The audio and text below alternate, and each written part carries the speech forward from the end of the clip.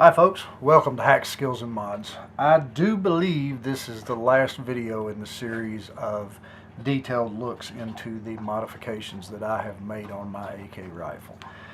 We are back to the stock. Stock that came on this rifle was perfectly fine. It was a wooden stock. It was blonde furniture. It matched the handguards. I do believe that in really tight quarters, being able to take nearly a foot off of the length of your weapon is a good idea. It's a plus. This is a extendable, collapsible rather, stock and a folding stock. This is an STI stock. It is actually made for the trunnions that have the tank, which would be here. Okay, the trunnion that is on this rifle, Zastava Serbian M70 N-pap, is actually a more or less a square, and it has a recessed square in it, so there's nothing that sticks out, and it bolts like a shotgun stock. The one bolt goes straight through into the trunnion. So what I did, I had this stock and I wanted to put a folding stock on this rifle, and to my knowledge nobody makes a folding stock that fits these rifles. So this had the design on the front of it. It was kind of stair-step to fit in the trunnions with the tang. They have a stair-step design in there, and this went up in there. So I used a hacksaw blade on a sawzall, a Dremel tool, and a box cutter, and I cut the stair steps off, and I cut away what was left on the front of the stock around the outside edge to fit inside this trunnion, and it fits tightly. It doesn't go anywhere. It's never moved. Never had a problem with it. So I made this stock fit this rifle. I cut a piece of plastic pipe and I cut a chunk out of the side of it, about a third, and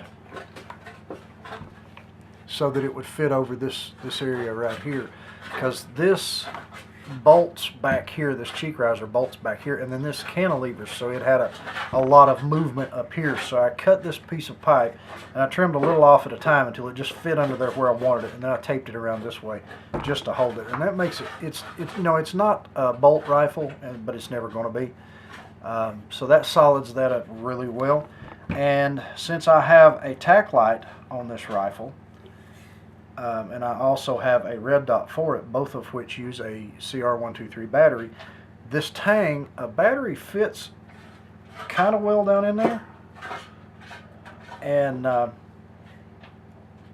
just tape it around to hold it in place, and I folded the end over to make a tab so that I can easily untape it when I need it.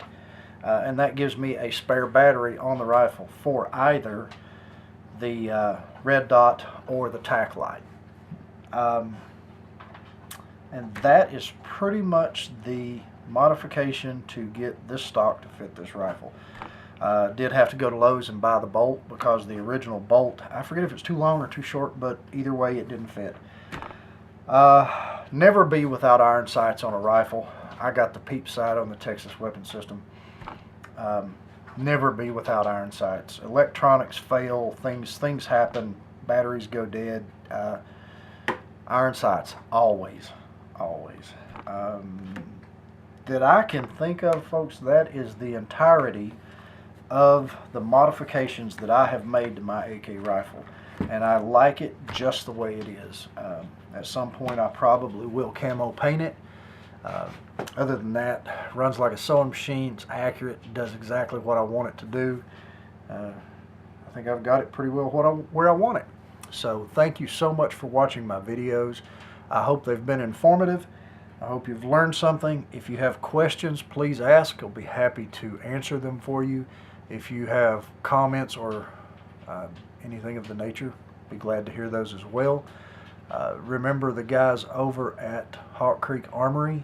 Brian builds custom 1911s and does an amazing job with them. He builds custom bolt rifles.